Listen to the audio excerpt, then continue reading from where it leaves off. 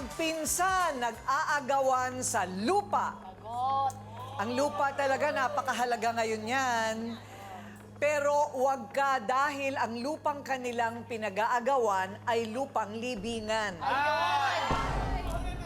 Hindi nila maibaon sa limot ang kanilang sigalot. Kaya, hukayin na lang natin ang kanilang naging hidwaan kaugnay ng agawan ng libingan. Ano ka ba naman, Luming? Pati ba naman kami tataluhin mo dyan sa lupa ng sementeryo? Yan, titulo na yan. Hindi lang naman ikaw ang may-ari niyan. Mag-ambag kayo. Kung magkamag-anak kayo, libre na. Ayun nga napaka-unfair naman na si mama lang lagi nagbabayad pero halos lahat naman ng patay ng pamilya namin is nakalagak doon.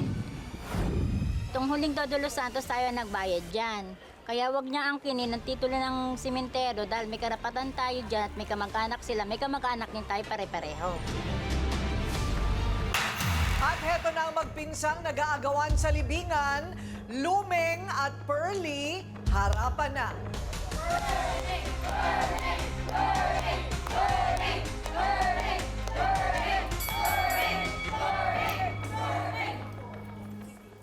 Medyo kakaiba kasi talagang libingan. Gaano kalaki ba yung libingan na ito, Luming? At saan ba itong libingan? Sa Laloma po. Laloma.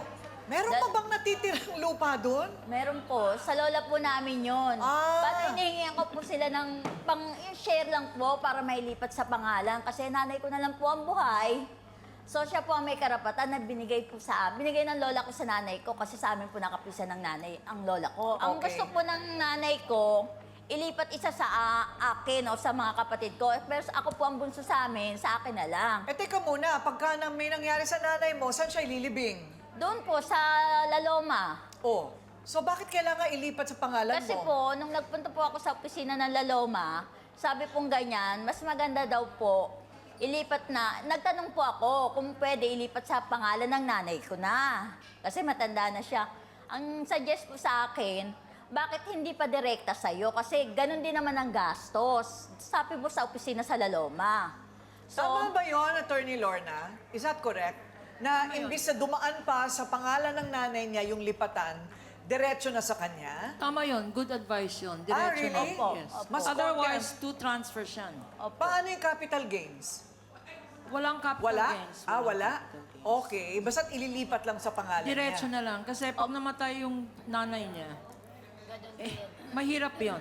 opo, yun nga po ang sabi dun sa Mas madali yan. Yung titulo nakapangalan sa lola pa. Opo. Okay, mula sa ating mesa ng ebidensya, Ryle, para makita yung napakaganda mong shirt.